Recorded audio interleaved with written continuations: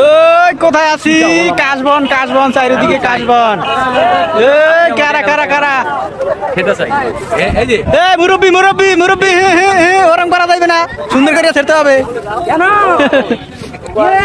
সবাই ছেলে আমি ছেলে তো ভাইয়া আপনার এইগুলো সিরিয়ামের অনুভূতি কি?